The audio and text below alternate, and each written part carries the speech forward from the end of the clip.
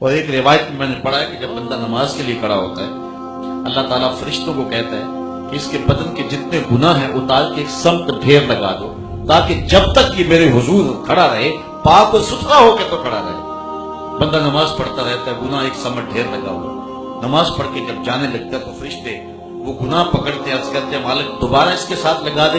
اللہ تعالیٰ فرماتا ہے اترے ہیں تو اترے ہی رہنے دو، میرا بندہ ستھرا ہو کے گھر کی طرف چلا گیا۔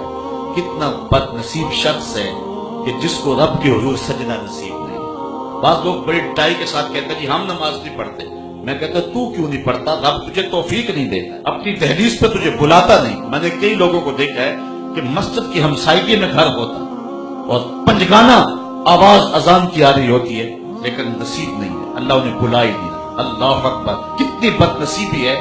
بلکہ آپ نے بھی یہ مناظر دیکھے ہوں گے، بعض اوقات کسی مسجد کی ہمسائیگی میں فوتگی ہو جاتی ہے، جنازہ پڑھنے کے لیے لوگ آئے، مسجد سے وضو کیا، اب ظہر کے بعد جنازہ یا عصر کے بعد جنازہ کسی نماز کے بعد، تو لوگ باہر کھڑے اندر جماعت ہو رہی ہے، وہ کیوں نماز نہیں پڑھ رہا؟ جی جنازے کے لیے آئے ہوئے، اللہ کے لیے اگر جنازہ پڑھنے آئے تھے تو اللہ کا پیغام اور اللہ کا فرض اس کی تو اندر ادائیگی ہو رہی ہے، لیکن باہر کھڑے کے کھڑے ہیں، فارغ ہیں، کام بھی کوئی نہیں، وضو بھی کیا ہوا ہے لیکن اندر جانے کی توفیق نہیں۔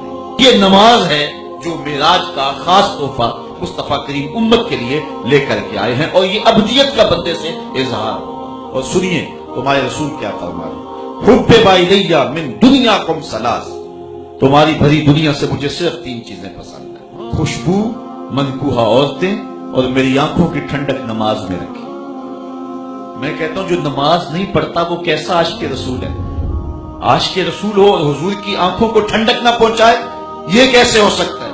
5 گانا نماز شعار زندگی بنا ہے۔ ہمارے بزرگ فرمایا کرتے تھے سونے سے قبل 5 انگلیاں بھی گن لو اور 5 نمازیں بھی گن لو کہ نمازیں پوری ہوئی ہیں یا نہیں ہوئی۔ حضرت سلمان فارسی اور حضرت ابو عثمان سفر میں جا رہے ہیں، پت جھڑ کا موسم تھا، ایک شاخ پہ زرد پتوں کا گہنا دیکھ کر کے حضرت سلمان فارسی آگے بڑھے اور شاخ کو پکڑا اور جنبش دی، جتنے پتے تھے وہ جھڑ گئے۔ تو حضرت سلمان فارسی نے پلٹ کے حضرت ابو عثمان کو دیکھا، کہا ابو عثمان تو نے مجھے پوچھا نہیں کہ میں نے ایسا کیوں کیا؟ انہوں نے کہا جناب آپ بتا دیں آپ نے ایسا کیوں کیا؟ کہا ایک دن میں حضور کے ساتھ سفر پہ جا رہا ہوں، راستے میں ایسا ایک درخت آیا، حضور نے یوں شاخ پکڑی، جھٹکا دیا، جتنے پتے تھے جھڑ گئے۔